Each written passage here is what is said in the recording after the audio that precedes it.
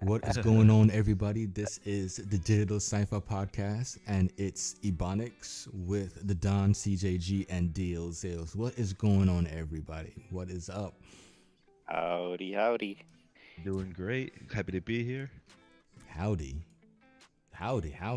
Where you on, Texas, bro? Do they say howdy in It's my new English? thing. Is your new thing? Yeah. When did you pick that up? Yeah.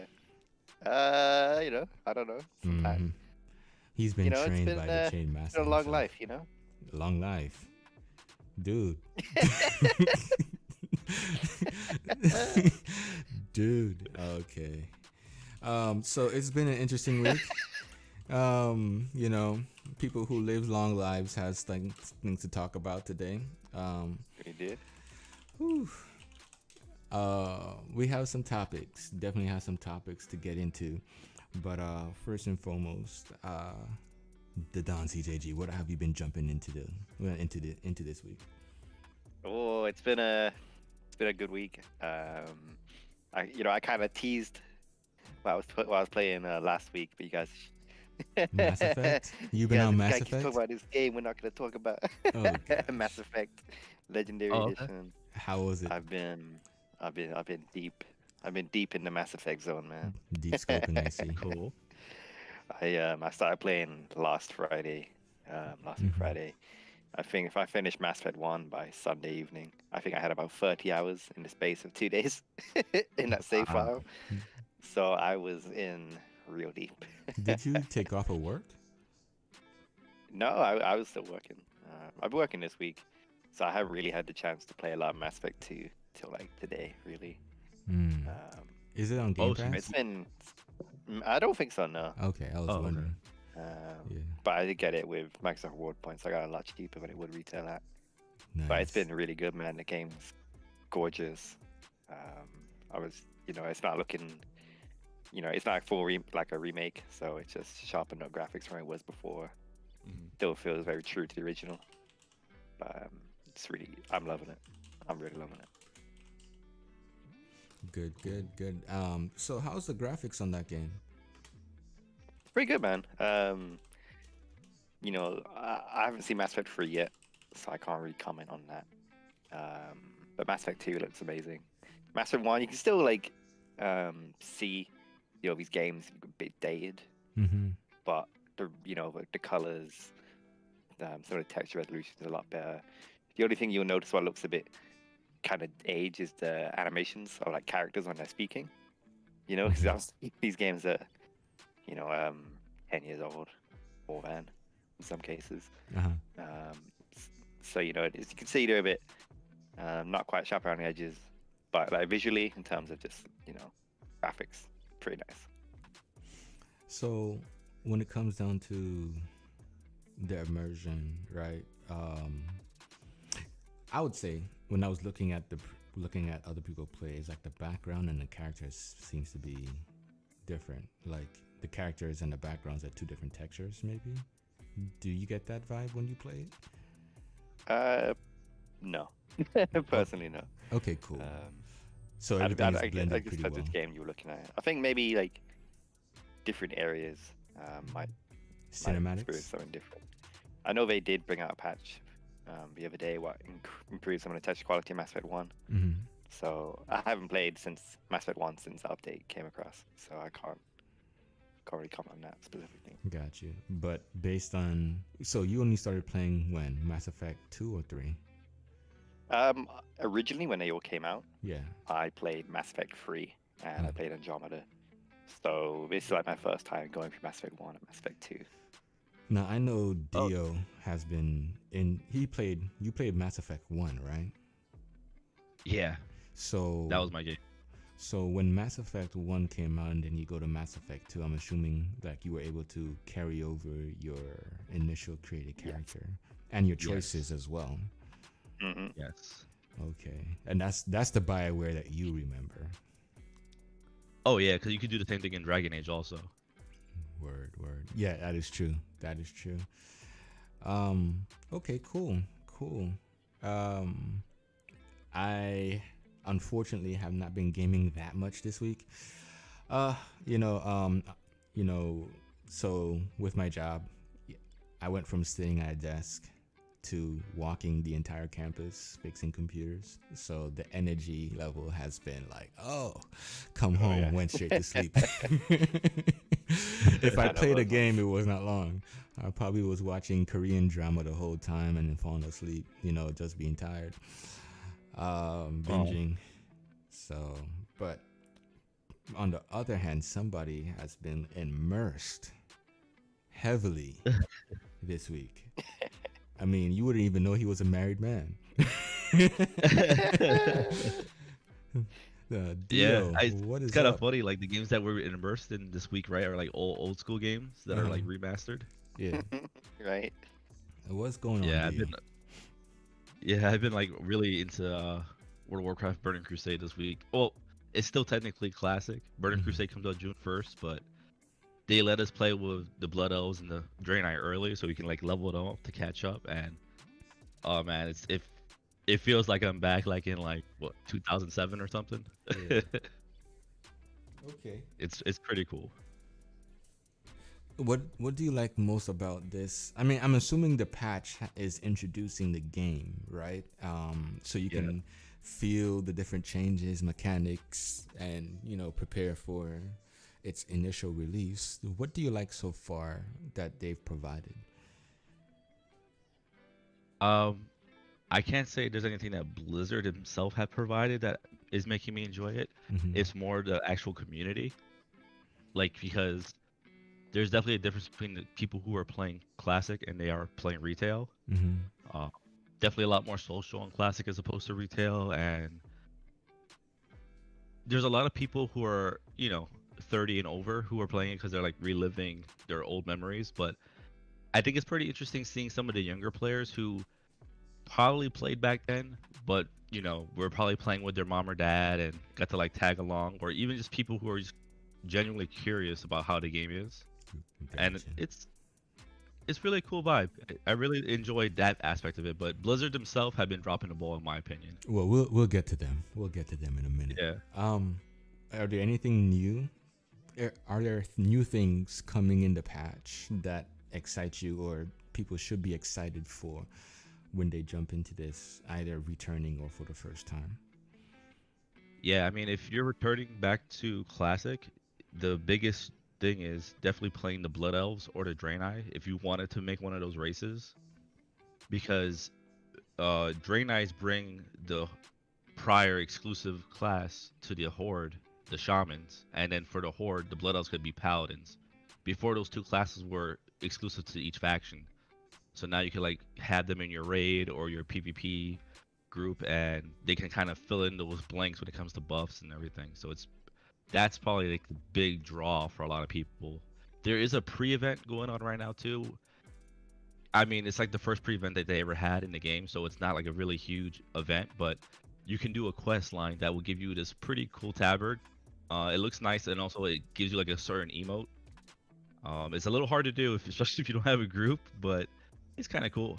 And there's also like a world boss that is kind of floating around everywhere that if you and your server is brave enough, you try to kill him. I'm not sure if he drops gear or not, or if it's just bragging rights, but I'm assuming he drops gear. I actually never killed him back in the day, and I haven't really tried yet this patch.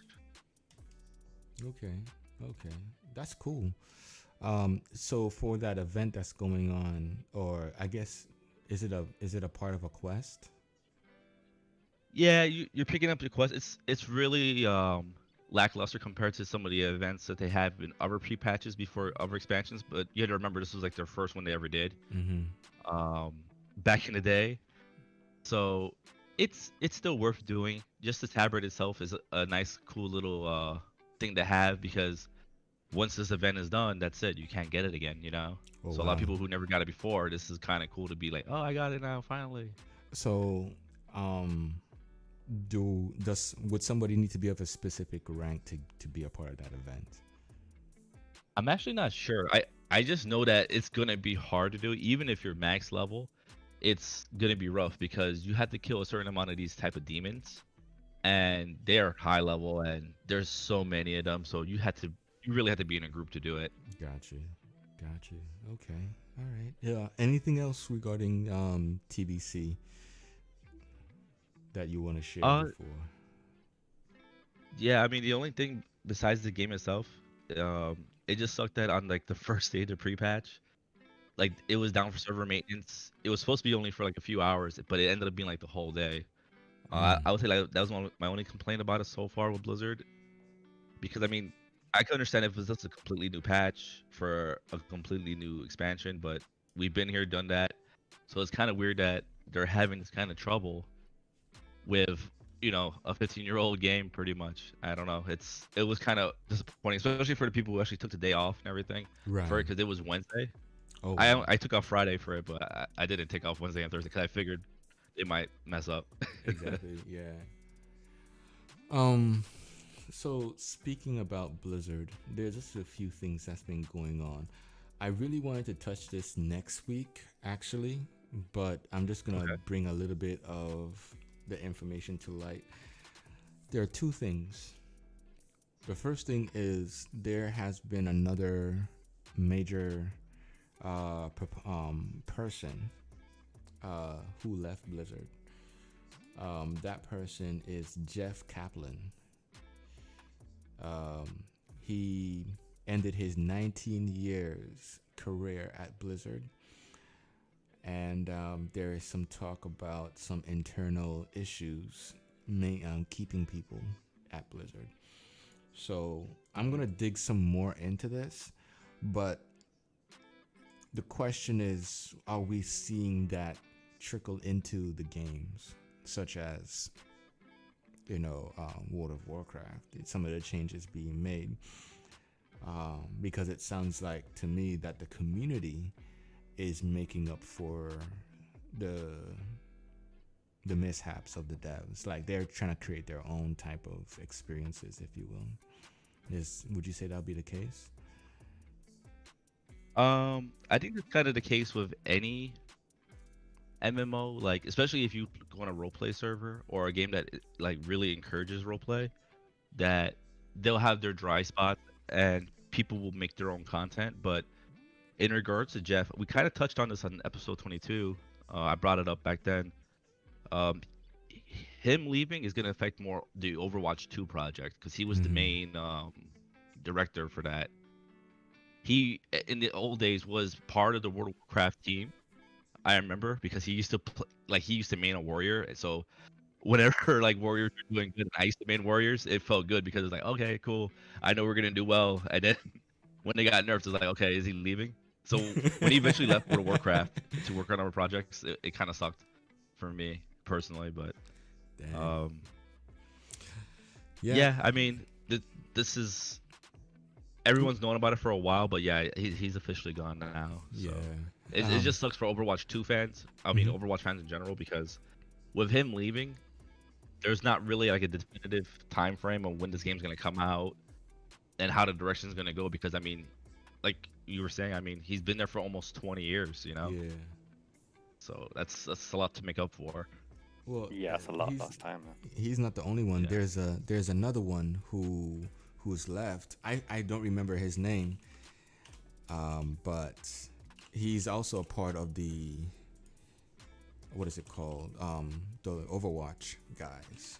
Like a designer Oh, of sorts. what was his I name? I forgot didn't his know name. anything about. But the other part that is a big issue would be, where is it?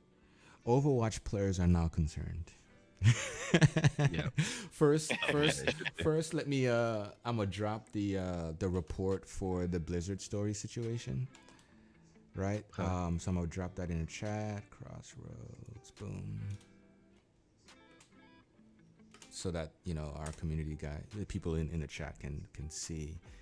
I have to take out special report. We don't need that much. So, oh gosh, there we go. Cool. And then the one where the Overwatch players now they are concerned because as of recent, Overwatch was more of a 6v6. Now they dropped to a 5v5.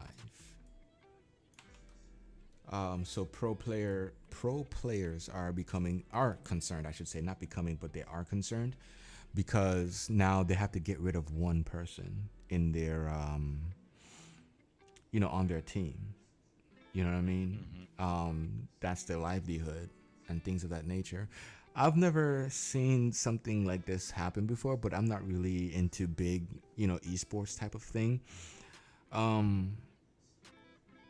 Have there ever been anything like this before where a competing, like a game such as, I don't want to say, what is a MOBA? One of those MOBA games. League of Legends. Like League of Legends, yeah. I mean, I haven't played League in a long time. but you don't see situations like that with them. I presume where they will cut down the player count per team, right? So from 6v6 to 5v5, that's kind of damaging to the people who depend on esports competitions and such. I guess it all depends on why it's done. Is it done in the sake of balance, or is it done in the sake of just cost effective? Like, if they're doing it for balance, then sure, that's fine. But I mean, you're definitely correct. I mean, League of Legends, you don't have that. You haven't had that made different modes, right? Like you'll have 5v5, 3v3, stuff like that. But I mean, it could have been that's just definitely a weird thing to do. Yeah, they could have just put like an option in there, right? And then have an event. There's a 6v6 and 5v5, and then but I'm not your typical gamer dude. You know what I mean? Like that's not my zen, right? So, yeah. But to see other people who are very keen to this, I'm wondering if they're gonna force it, like the same way how gamers force Xbox to take away that Xbox Live price tag, the same way how gamers told PlayStation 5 or it's just Sony to bring back the PSP and stuff store, the marketplace, whatever. I'm wondering if they're gonna put their foot down on that too, because without esports, I don't know if Overwatch would be something.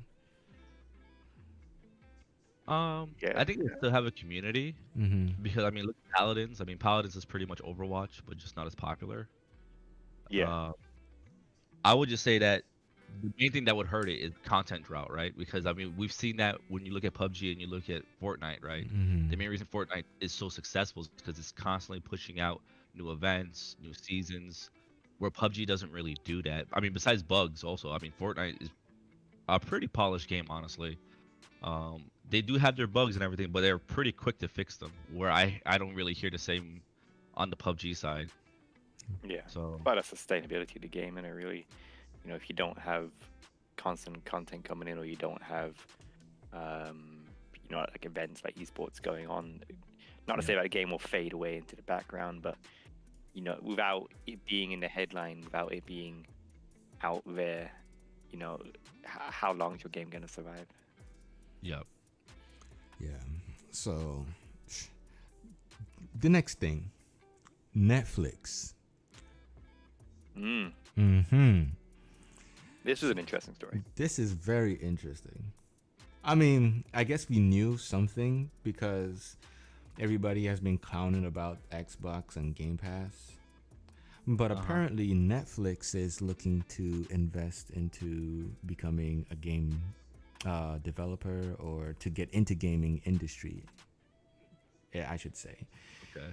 I didn't know that. Yeah, it's apparently, upon reading this thing, they've been interested since 2019 E3, when they had a panel where they were asking people, something about Netflix and gaming.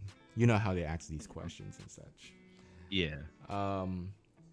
This is a very big topic because we got people from Games Jura, IGN, and Polygon dropping information about this. It might be duplicated information because people like to copy each other, but I'm just gonna drop this in the chat, so that there's some reading there.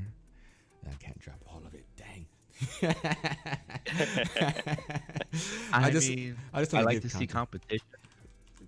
because it makes better games for everybody else. But Right. I don't want to be a Debbie Downer. But I mean, have they not seen what Amazon and Google's been going through? You know, I was Exactly thinking my this. thought when I was read the thinking the headline. same thing, dude. I was Exactly thinking my the thought. same thing. And see, based on the article, only with one of the three articles, and they're trying to go with the Apple Arcade approach. Okay. Not sure how that's gonna play a part. Like, I mean, not play a part, but I'm not sure how that is gonna be effective when Apple Arcade has existed for a very long time. Yeah. They just didn't reveal it as a major thing up until of recent when Game Pass became a thing. Then you start seeing the ads coming in about Apple Arcade and why people of Apple should only go to Apple Arcade. and then Microsoft is forced to use the Google Chrome and the Edge engine. Maybe Firefox, Oh, yeah, I'm not Chromium, sure. yeah. Yeah. Because they're both Chromium engine, right? Windows Edge and Chrome. But the thing is, I'm not sure about Firefox. I have to check Firefox. So anyone who has Game Pass Ultimate, technically at this time, you should be able to go on your mobile device, Android or iPhone, go to xbox.com/play and play whatever is on the cloud through your mobile device. This is Android, iPhone, iPad, Mac OS, whichever one, or on your laptop, you know what I'm saying, wherever you're going. So that's the thing. My thing about it is so the article also states that what Netflix is trying to do is take all the intellectual property, all the licenses of movies that they have made, like Netflix originals, and turn those into games. For sure. I think that's smart. It is smart. I think that's the smartest thing that they could do, because if you already have people who are really into your shows, they just need to go. The only people they're going to compete with in this, in my opinion, is going to be Sony, right? Because Sony makes those, watch a movie, play a game kind of games, right? Like, Yeah. so if Netflix does it the right way and they make it multi-platform, they could probably Xbox and like the Switch, because those consoles don't really have as many of those kind of games, and that would probably be like where they could really break ground. Even the PCA, but that makes sense right there. But I don't know if they. I think if they try to go into the player aspect, that's gonna hurt them. Yeah, because the thing is, like, if they're only hiring now, like, when is this even gonna come to light? Oh yeah. Yeah. We're 2021 now. Say next few years, and look at Game Pass growth. Look at where Sony Xbox are now. We don't even know Stadia's gonna be around in a couple years. Yeah. Well, here's my It would be interesting to see.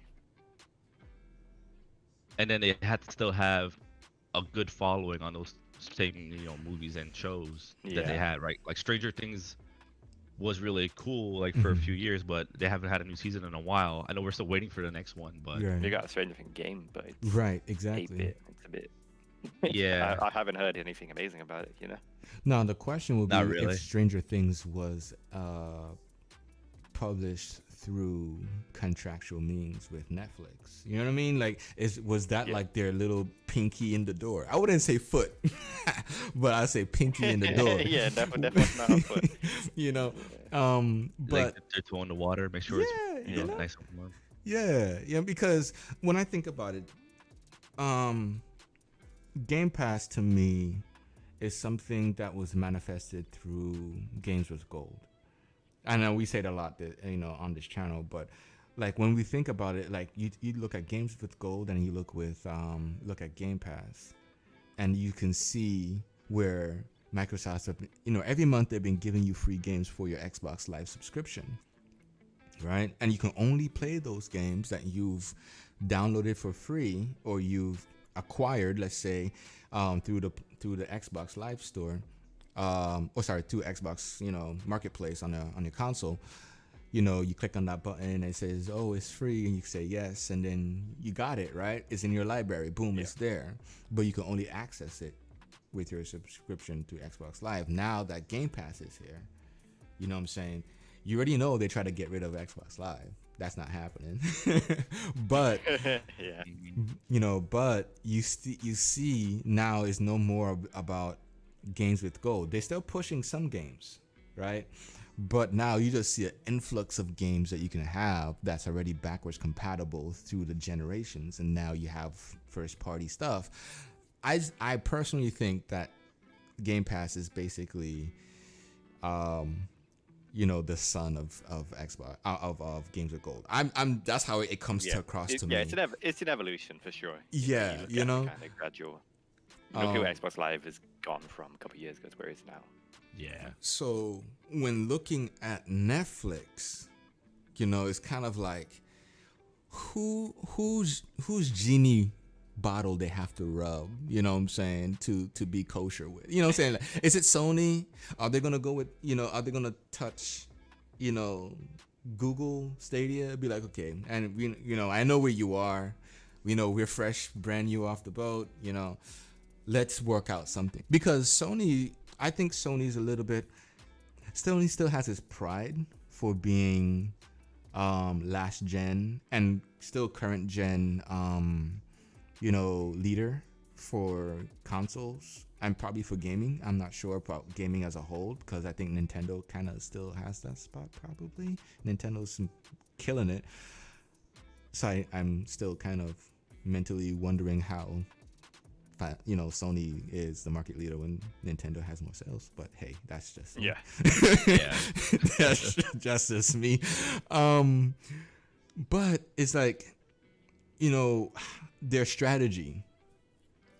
That's the question. What is going to be their strategy? Because we know Microsoft's strategy somewhat. It was a secret up until now. You know what I'm saying? But as far as I'm concerned, Microsoft talks to a developer talks to Microsoft says, hey, we like what you got, we'll pay for your whole development team, and they're in, and they ain't got to worry about money pretty much, and still making money, because people who like it will buy it. So it's kind of like double in a sense. That's how it comes across to me. So the question is, will Netflix match that? That's the question, because as a developer, if I was a developer, I would think on those terms like, okay, Game Pass is doing this. Can you match that or better? You know what I mean? So, yeah. That's interesting. Yeah. Man, you guys didn't say nothing. I thought we got they do disconnected. better I was like, no.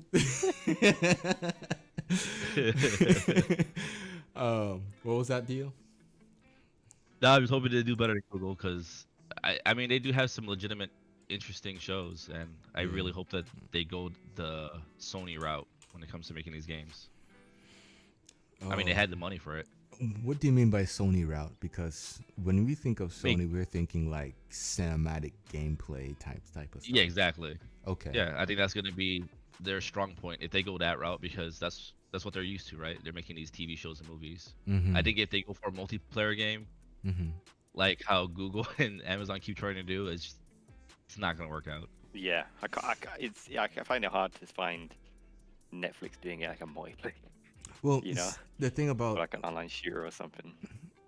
I see, based on what you released earlier, in the Discord on Don CJG, that Game Pass wasn't really focusing on how a developer should think about. Like, for instance, if the developer should not think about what's good for Game Pass, right? Yeah, this is the that French article, with Matt Booth. Right.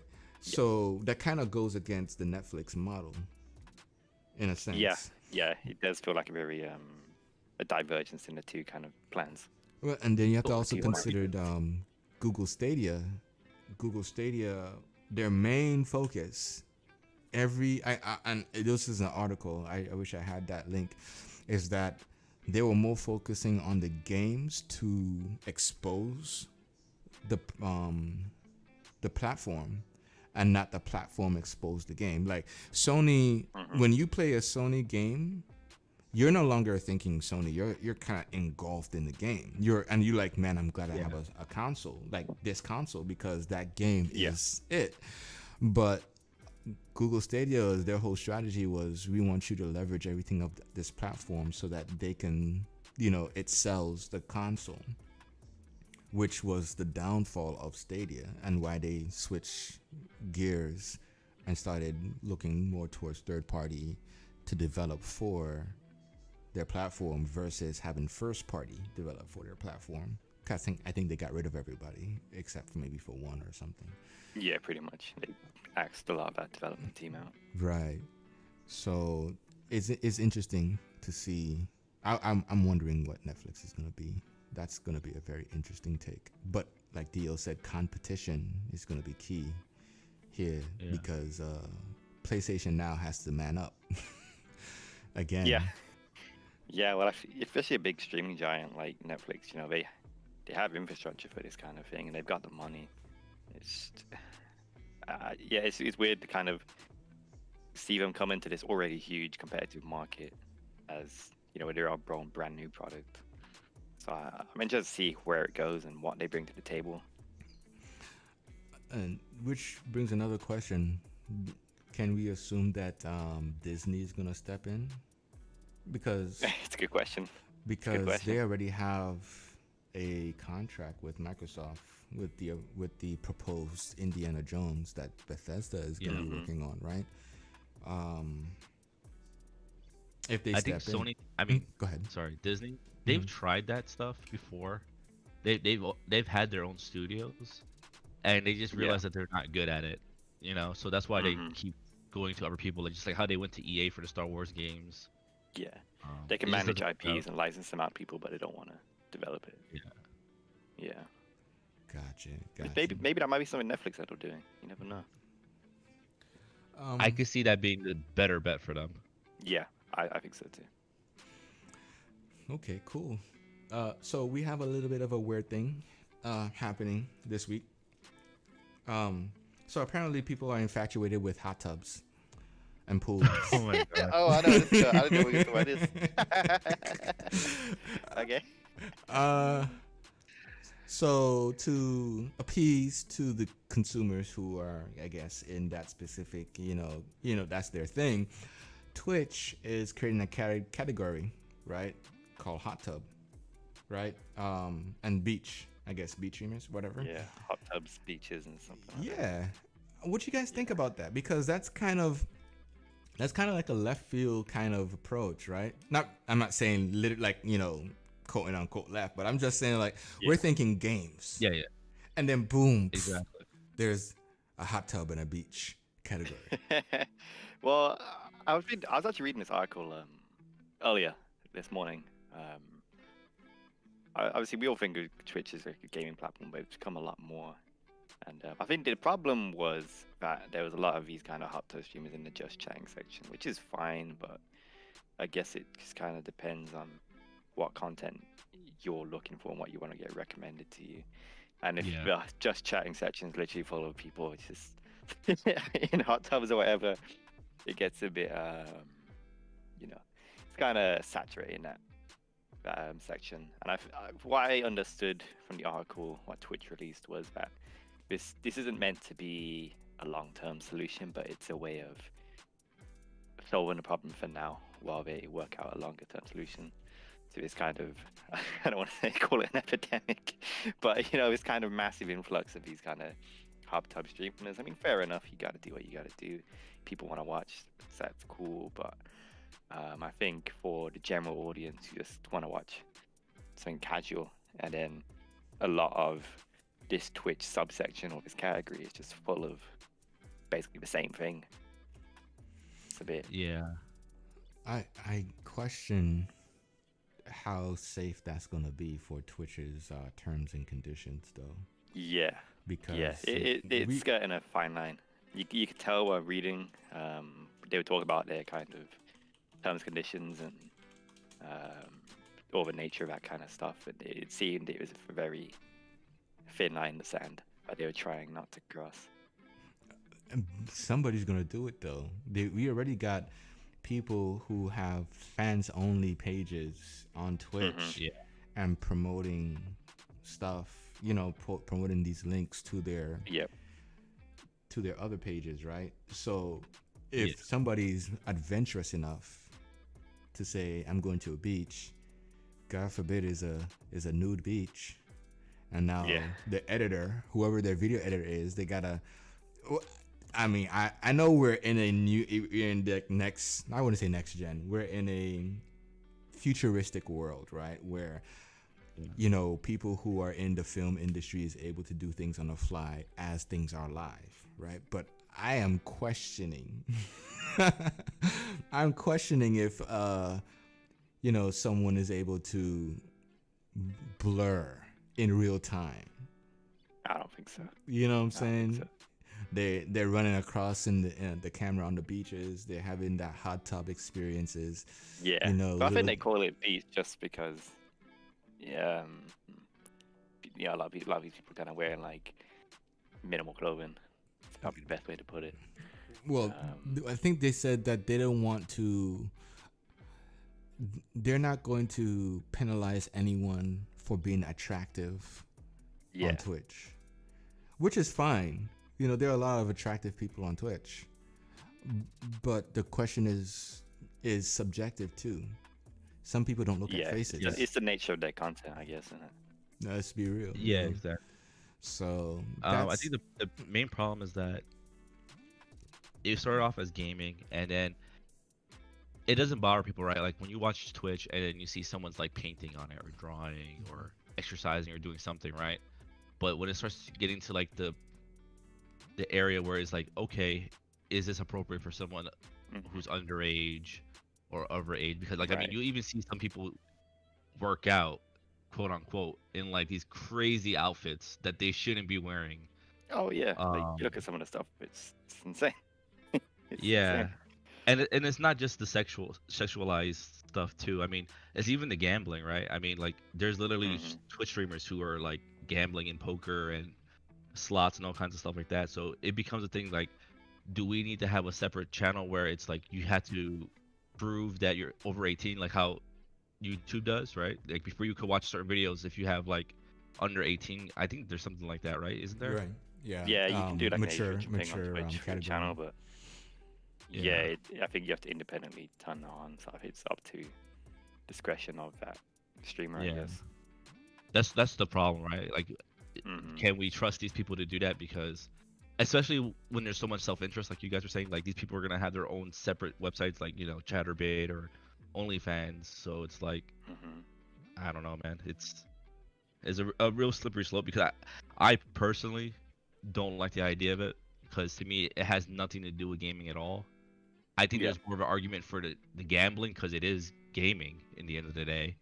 Maybe it's not this type of traditional gaming we're thinking about, but they are Yeah. playing the game. Yeah, well, I think this is where Twitch has kind of changed a little bit. Obviously it started as its own gaming streaming platform, but now I think it's just become a streaming platform for everything. And obviously that Exactly. encompasses this, and I think this is like a new problem that we're gonna have to try and learn to deal with. Yeah, I don't know. It's just there's so many kids who watch it, and I hate to be that kind of person because I mean we all grew up right where we want to like watch whatever we want to watch, and we do want to do whatever we want to do, and I don't like censoring people in general, but it's a lot of these people like really hold a lot of influence over these younger kids who they look at these Twitch streamers and they think, oh, I want to be like that when I grow up. Especially these gambling ones. Like I have a problem with like the bath, like the hot tubs and all that stuff too. But the gambling one to me are even worse because gaming in general, between loot boxes and all kinds of other crazy stuff going on in gaming, is bad enough. But to actually Yeah. have people gambling on Twitch, I think that's just a whole nother. Yeah. It's just so bad. Yeah, it's hard for them to kind of. I mean, I hate to be Twitch in this situation. It Yeah. seems like there's so many different lines in the sand you have to draw, and how do you kind of make it fair for everybody? Oh, for sure. So, I mean, when we think about it, it's kind of like, what was the start of this? Because if it was gaming, they could have just left everything to gaming, and then that would be that line that nobody else can cross. You know what I mean? But I guess, and I'm not saying this is wrong, because people they love watching other people eat.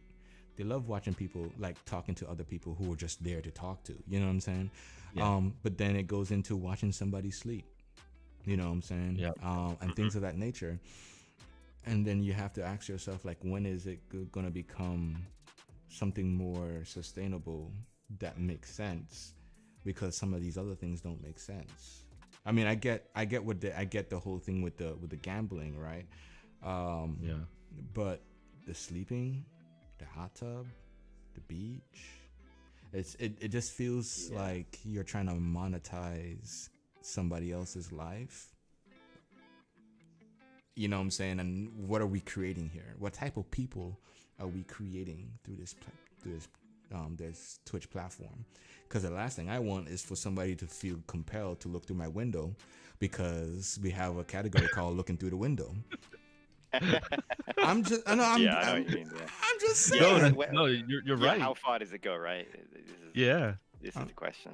Yeah, I'm just. You know, it's already gone from, gaming to where it is now, and at what point does it stop? Well, the problem is that I remember when Twitch used to be really strict on non-gaming streams. Like they would get banned and stuff like that, and it just got more and more. And you know why? It's because they were making more money. So that's the main thing. As long as they're making money off of it, and they don't get harassed so much. Because at the end of the day, adults know what Twitch is, but they still don't care because it's not something they look at, right? Like YouTube has wised up and gotten more restrictive because there's more adults on YouTube than there is on Twitch. Once there's more adults on Twitch as well, that's when you're going to start seeing a lot more reform, I think. Because then you'll have more Karens like complaining, like, my baby's watching this, I don't want that no more. Yeah, it's like I guess it's the maturity of the platform. Yeah. Obviously YouTube's been around since like the dawn of time at this point. Yeah. And I don't know when Twitch started, but I think it's blown up more in recent history even. Oh yeah, for sure. Yeah, it could last for, I don't know, 7 years or something. Twitch has grown huge. So Yeah, I mean, it's definitely a still big got that platform. maturity phase to go, Yeah, the thing about it is that YouTube, I don't want to take away from Twitch. I don't want to make it sound like it's nothing. But the main reason I think YouTube is just bigger, just like you said, like it's been around longer, so people have actually grown up with it, right? Like there's people who were teenagers when they came out and actual adults now. Yeah. You're right. So. Well, and then YouTube has more of a discoverability, whereas Twitch, your discoverability is based on who you know, or who's interested in you. For instance, how many Twitter posts it takes for you to get that one person, right, to come follow you on a stream. How many people are interested in your game that they're going to bother going down to that one person view, which is you, by the way. You're watching yourself, but that one person view, and you wanna go to that one and then become that second viewership, right? Yeah. I mean, YouTube has more discoverability through analytics and through, what is it called, algorithms that YouTube is based off of. Like, well, not YouTube, the search engine Google is based off of. So I'm just surprised at how uninvolved YouTube is in becoming more sustainable than Twitch when it comes down to being a community driver of sorts. They're more interested in people who are going to stream, but when I try to create, let's say I'm creating this thing here, right? Everything that you see on this screen, I can easily put it on Twitch, and it'd be probably even better on Twitch, because then there's the chats, there's the subscribers, there's the donations and stuff like that. And you have like these what is it called, these animations that goes across, it's almost like you have to force them to be on YouTube to feel as though you're streaming, and it's a little bit weird, but that's the reason why we're here, is because behind YouTube, as far as a platform, there is so much going on. We're currently at 30 subscribers, and I thank those people who did subscribe. This is purely statistics, and I also want to say thank you to the Don CJG, because he's putting out these clips on YouTube. short clips, things that are interest to our community, to drive those analytics and stuff. And see, Twitch doesn't have that. You know what I'm saying? You have these moderators that takes these clips, and then you have to download them and then upload them and then work out the analytics from that perspective. So, hey. Anyways, New Genesis. What is it? Not Final Fantasy. Phantasy Star Online. New Genesis. I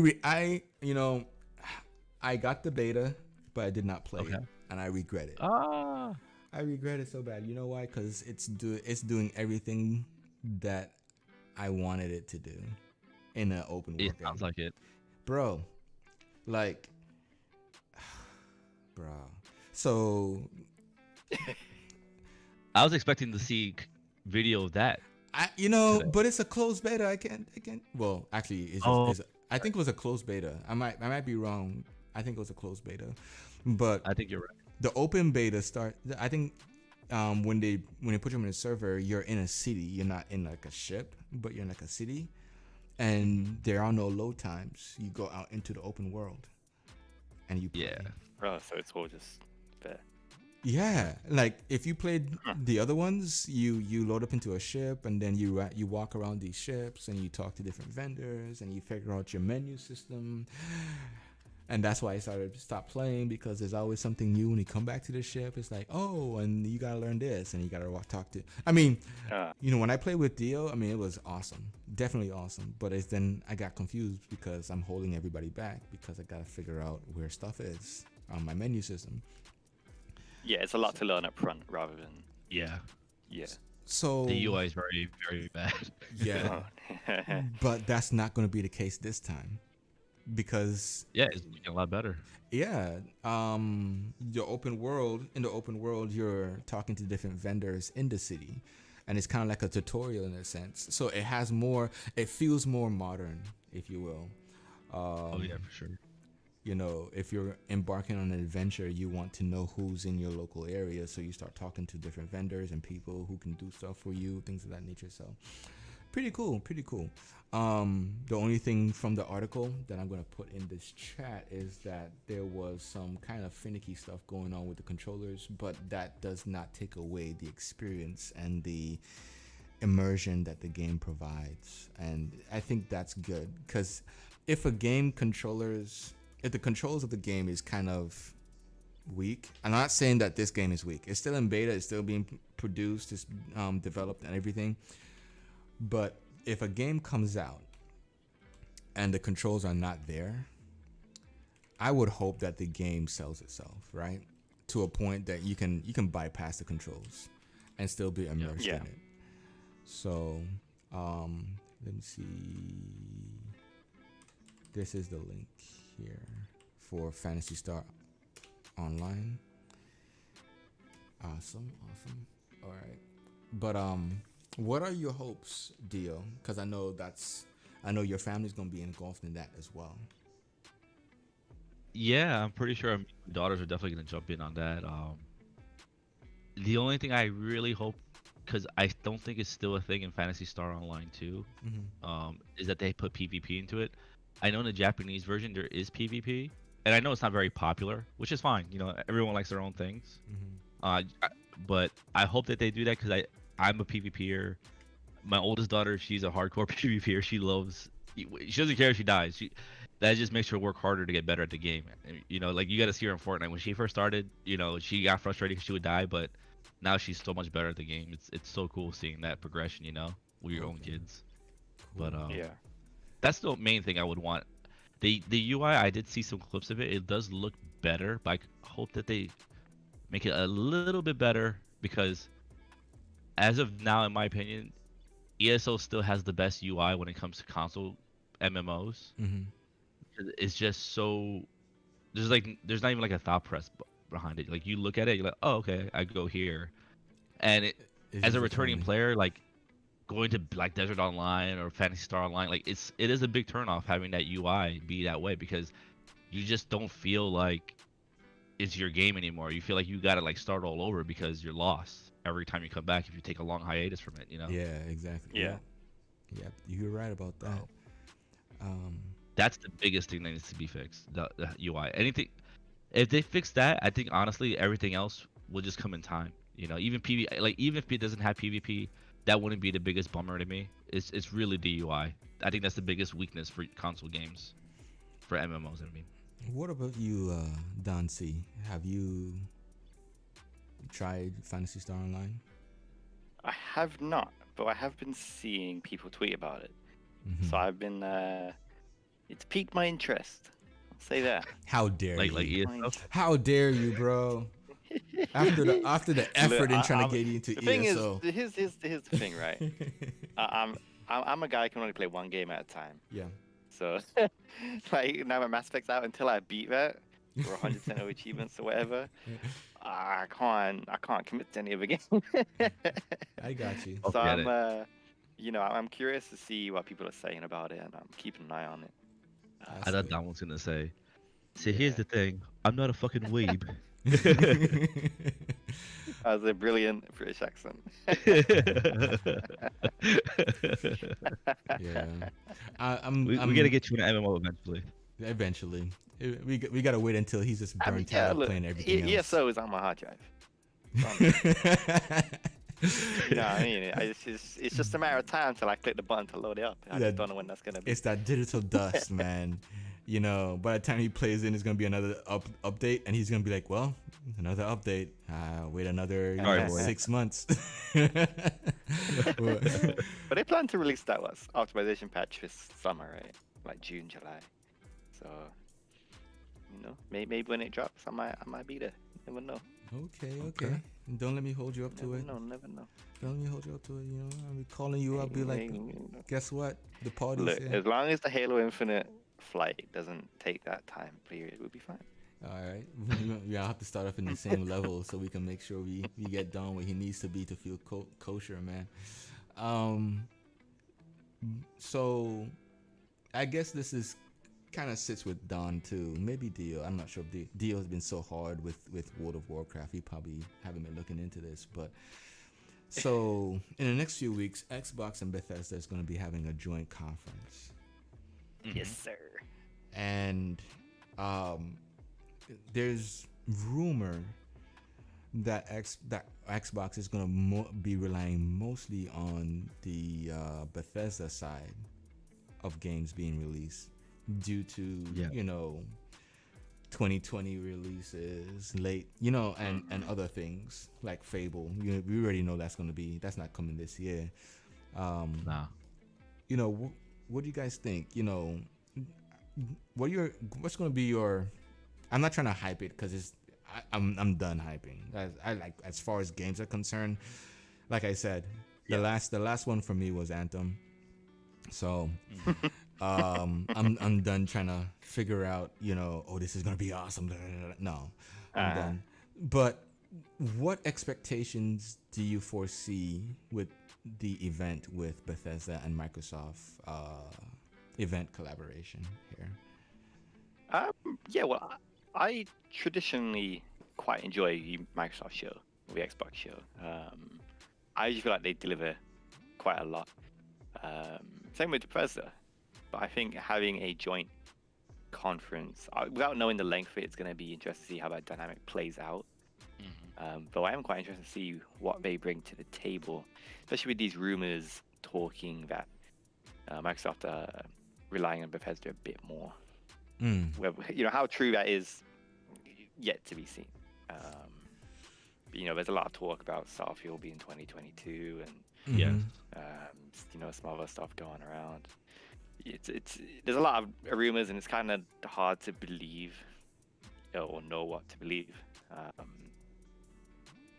But when you think about it makes sense, right? Yeah. For Microsoft to kind of rely on Bethesda, since this is a new partnership, they want to show off what they're doing together. Well, I think people. I wouldn't say I'm particularly surprised by it. You have to consider that Bethesda is a kind of like their own publisher too within the company, right? Yeah. Of Xbox Game Studios. They technically can handle their own, and underneath the umbrella. So when I think about Microsoft depending on them, I'm thinking like, Gears is not going to be out probably next 3 years maybe. Forza Horizon is said to release this year, but I can foresee them saying, hey, the game is pushed back to 2022, Yeah. 23, because of recent reports of, them developing the game in Mexico, right? Things of that nature. Yeah. I mean, when Playground Games do Forza Horizon games, I mean, I don't know of anybody else. Maybe Ubisoft, because they kind of fit that notion. But like Playground Games, they go out there and they sample Yeah. everything.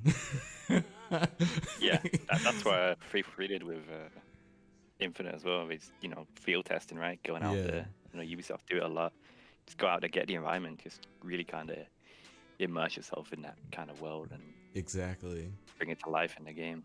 So I've never been to Cancun, but I'm hoping Cancun's in there so I can drive through Spring Fling or something. You know what I'm saying? Or whatever.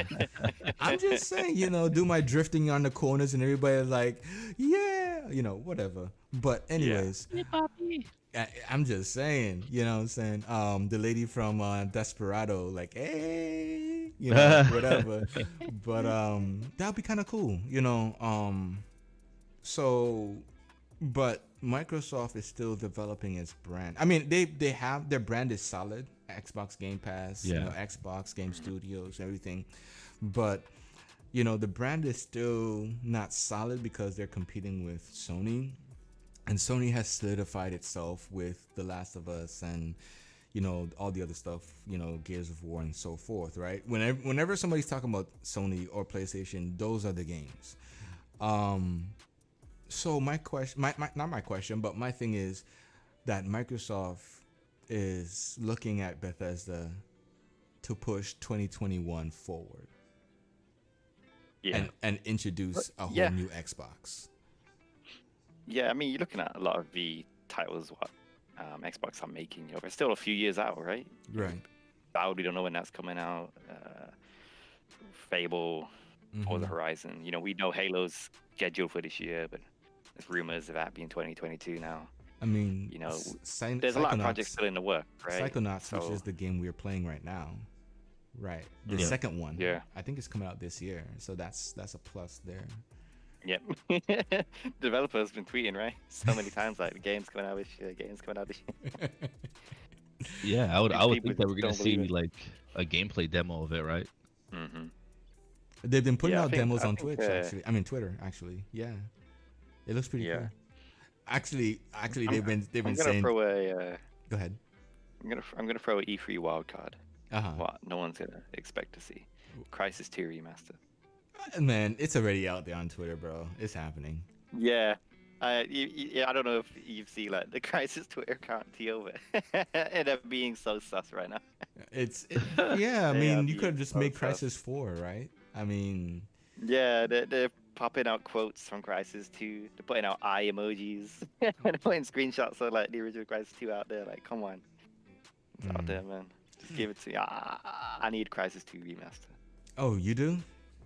I mean, I think I love Crysis. Crysis as a game has always been the benchmark for other people because they go above and beyond on resolution and frame rates and everything. So, to see a Crysis game even today be, like an Xbox One type of value, resolution, you know what I'm saying? I mean, it still peaks at resolution, so it's pretty cool. But the thing to be considered is, when are we gonna see Xbox be toe to toe? Because right now, you can say that they are from face value, right? Marketing and things like that nature, but we're still seeing sales. We're still seeing the majority of the community kind of still on that PS4 train going into PS5. When do we see Xbox become on that par level That's kind of like 2023. 2023. All right. Mm-hmm. Because I think that's what people are waiting for to see. You did all this purchasing, acquiring, you know what I'm saying, and investing. Where's your investment, right? So yeah, man. Yeah, I think mid-gen for the Mhm. Series X, that's when it's really gonna start popping up. Cool. I think the hardest part of the fight, honestly, is Uh-huh. with people buying in on the PS4. That marketplace that they bought those games in digitally are still carrying on to the PS5. Mhm. So it's hard for a lot of those people to leave it because they feel like they're invested, right? And they're Right. like, "Oh, I don't want to leave all these games I bought," even Right. though they probably don't play like more than half of them anymore. Right. That's the biggest struggle that Xbox is gonna have to face, in my opinion, just because of how many people were just not gonna want to move on to something new until they see something that they want. So as much as I'm not really crazy about these type of games, Mhm. I think Xbox, besides the great multiplayer games that they make, they do need to make some more of these like narrative-driven games. Yeah, like a Quantum Break kind of stuff. Yeah, exactly. Well, sticking on task with the Xbox here, presumably, Take-Two was in a surprise when Microsoft decided that they were going to be the sole franchise publisher moving forward. So I try not to get my hopes up, to be honest. Even in business, I try not to be so, highly, like excited. When money comes through, you see that thousands of dollars coming through the bank. You know what I'm saying? It's kind of like, yeah, some people like, I'm making that money. But like, for me, I was like, man, as soon as it comes in, it's going right back out. You know what I'm saying? And the thing about it was Take-Two helped published. Sorry, am I saying? Yeah, Take-Two helped publish Outer Worlds, right? And during their earnings call, they were so excited about how things happened, and they're definitely looking into the future of Outer Worlds. Now, based on this article, maybe a couple days after the earnings call, the head of Take-Two or somebody within those top ranks received a call saying that moving forward, Microsoft is going to take over the franchise.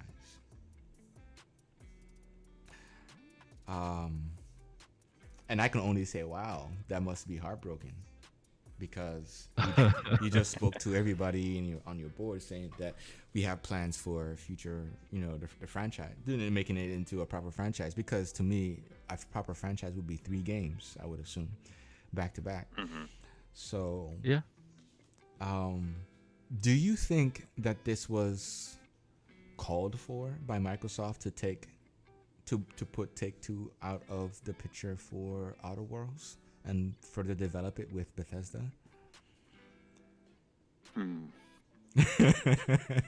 I think it's just a reality check. I mean, they own it, at the end of the day. Yeah. That's a good question, because sure. I've been trying to find that. Like, who owns it? Was it a 50-50? Was it owned by the publisher but then produced by, Bethesda, ZeniMax? Exclusive, right? I mean, Obsidian, yeah. Yeah. The fact that Microsoft did that, you already know what it is. And I was like, dang. Yeah. Yeah, well, I guess if Microsoft owns the developer, And the developer owns the IP, then yeah. yeah. Kind of like Sony, they did the copyright. I think they put in a copyright for what's the game that they made? That what's the name? The guys who did. I remember the story. Oh, Sunset Overdrive? Yeah, Sunset Overdrive. Sony officially put in a trademark copyright something for Sunset Overdrive. Yep. For ownership, I guess. So that's pretty cool. But when I saw that, I was like, man, thinking I own my own business, right? So if I help push somebody, this further, solidifies me wanting to make sure I own everything. period. Because if I know, I mean, whatever's going on with my business is what it is, right? I definitely own everything. But if I partner with somebody and that somebody is then being bought out by somebody else like Epic Games and Microsoft and so forth, I at least want to make sure there's some money coming my way. You know what I mean? Like, hey, we bought this out. Here's your portion or something. But it feels as though, we own it, so you don't have to worry about the outer worlds anymore. It's like, what? Okay, there's no money transaction or nothing. We just own it because we already paid, $7 point something billion for it. Yeah. You know what I mean? Yeah, well, I think when you spend that kind of money, you don't want to take a chance with everybody else. Like, listen, this is you join the line and saying like, this is my property. Making that clear. I mean, and moving into the other topic before we have our last topic. I'm sorry, but one of the guys from Forbes said that Microsoft is ready to play dirty. Is this that dirty that we're seeing? You know what I mean? About time, though, right? I mean, Microsoft been playing nice guy for a while, but I think you look at the last couple months of just news drops they've been doing. They've been dropping bombs, right? Yeah. Microsoft been swinging. They've been swinging. That's just the facts. And I think it's about time that these punches start landing. And if you go online, you start seeing people like, "What's up with Sony? Why is the PS5 not performing? Why are the games this and this? Why is Game Pass giving me all these great games and Sony aren't giving me anything in return?" Right? People are starting to wake up a little bit. Yep. With the acquisitions and the marketing and the connections they've been making, like Sega with the Yakuza, and then you have Dio calls them Dragon games. Dragon Quest. I have to get used to him saying that. Dragon Quest, Final Fantasy. Dragon Warrior. Yeah, Dragon Warrior. There you go. Because I had no clue what he's talking about when he said Dragon Warrior. But it's interesting to see the aggressiveness, and the question is how much more of an aggression they're gonna have in the market coming into 2022, because this is almost half the year now. You know what I'm saying? And they've been pushing hard since September of last year. So, well, I think a lot of it's not even them being aggressive. It's just that people see the success of Game Pass, so they're coming to them now. But some people don't even have Game Pass, right? But they're seeing what Microsoft is doing. Yeah. And they're like, yo, PlayStation, come on, you're the market leader. You sold millions. I don't want to say billions, but millions of consoles. And what people fail to realize is that these consoles are a loss, right? If you believe in a console, you have to believe in the games, and if you believe in the games, you have to buy them, so your console can succeed. So having a PlayStation 4 and saying you have it and play no games is not helping your brand.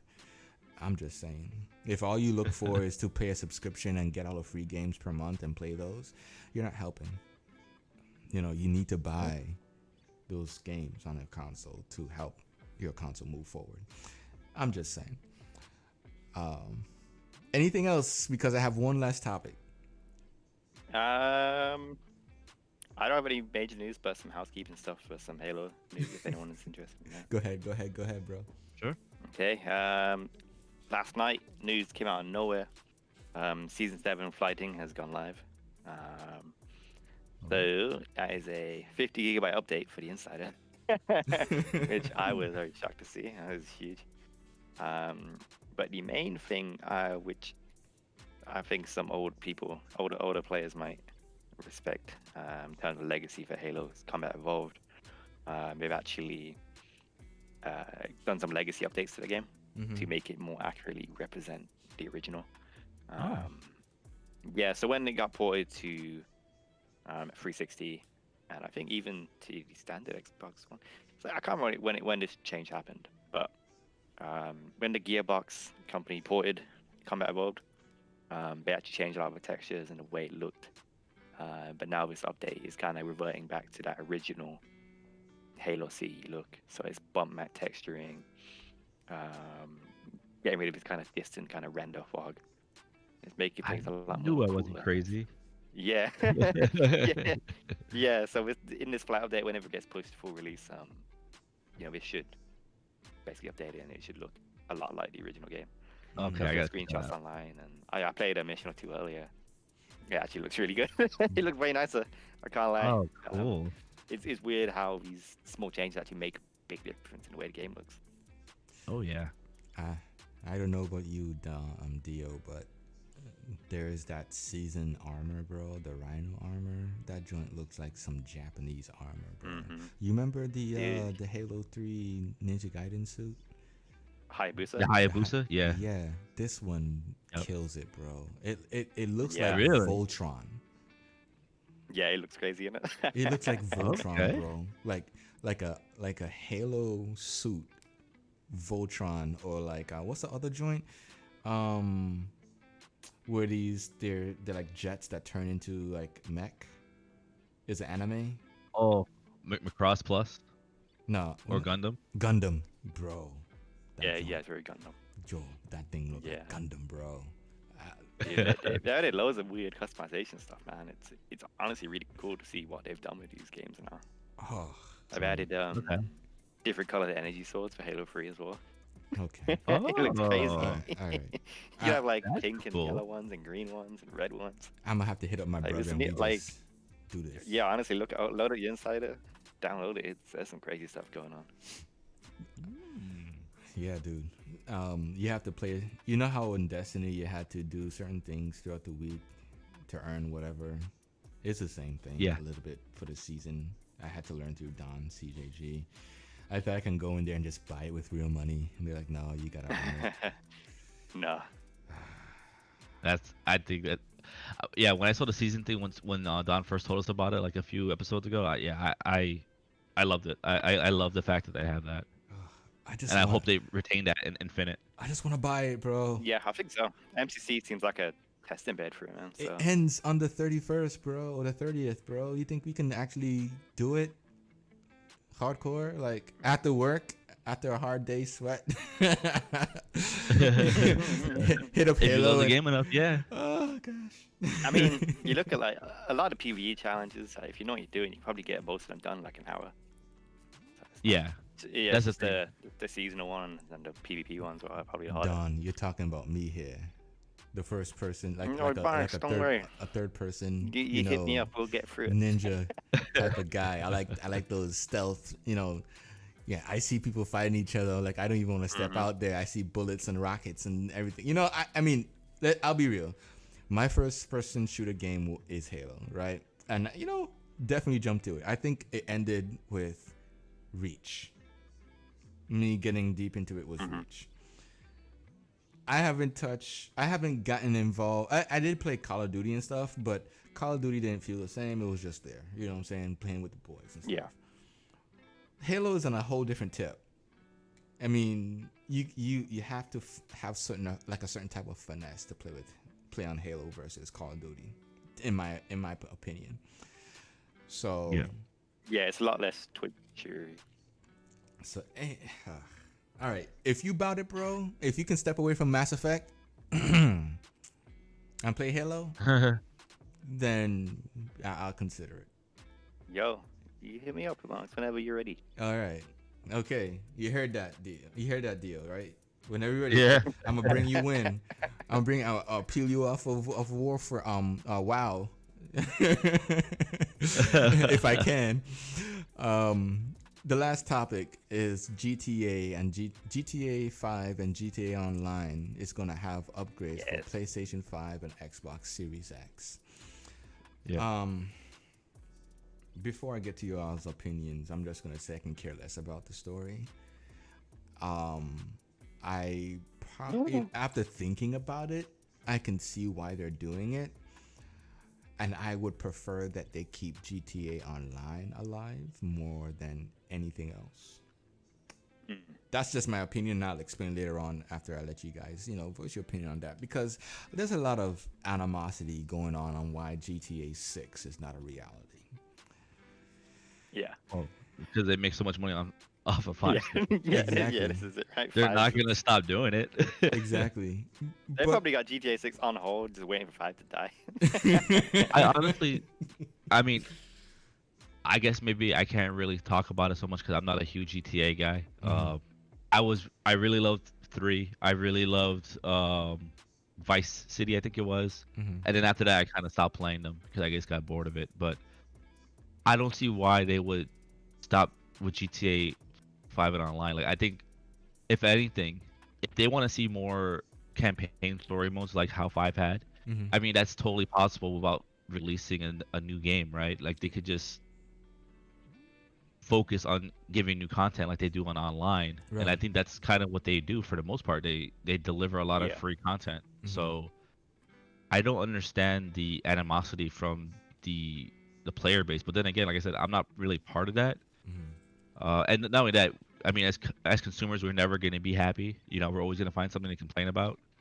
So, I mean, I honestly don't like the whole shark card fiasco they have going on, but I think at the same time, it's not as bad as other games when it comes to microtransactions. So, Yeah, no. They don't shove shark cards in your face. yeah. And I mean, Yeah, and it's they worth are it too, 'cause I mean, you get so much content, if that's what you're into. I mean, right now they're giving away $1 million for new players who join online. So Really? yeah, I mean, as far as in-game currency, yeah. Yeah. Well, yeah, I figured. If it was that real, I would make a new account right now. I think this was the fifth time they did this over a course of me knowing about the game. The thing about it is this. Well, the first $1 million was a glitch, and I know that Don CJG knows about this. They kind of anybody who had that much money in their pocket who shouldn't have had that money got banned. Pretty much.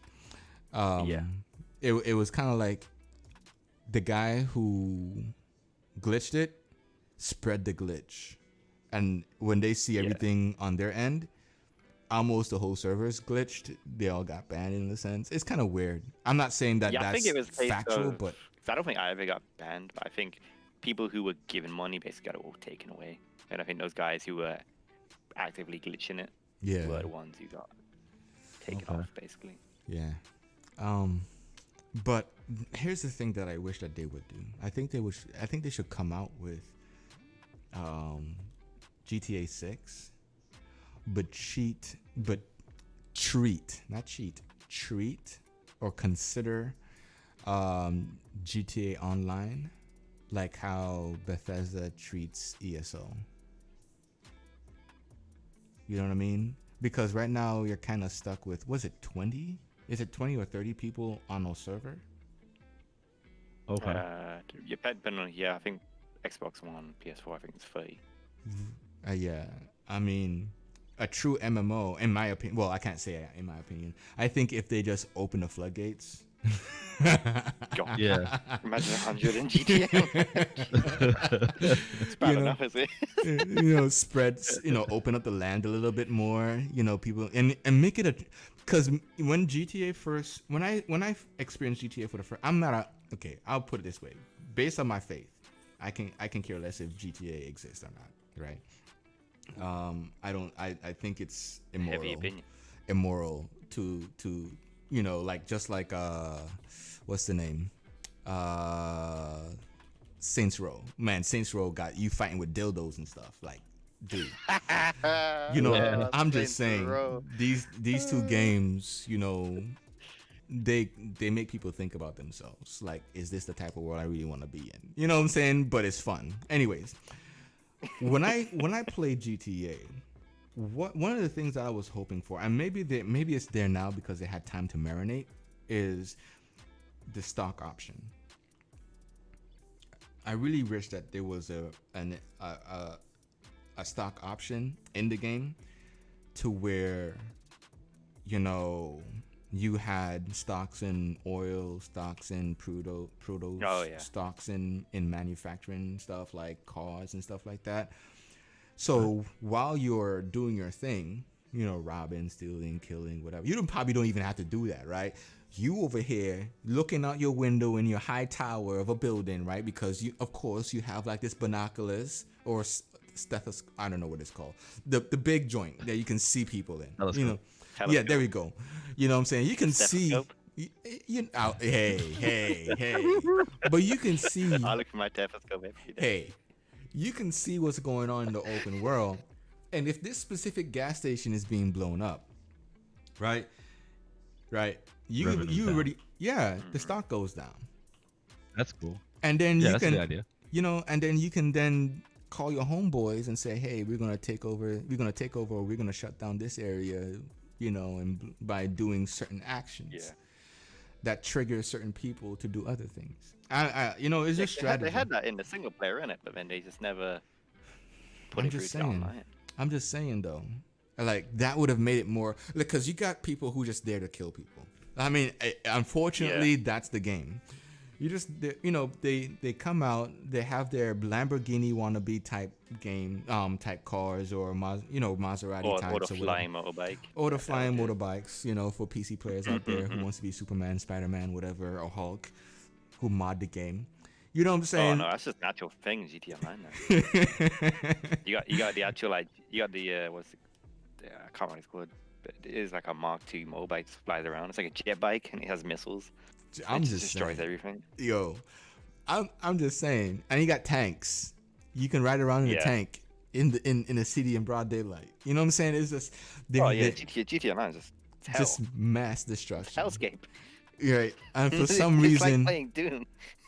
but for some reason, the cities is just fine. People are still walking around during all the Yeah. explosion, and it is what it is.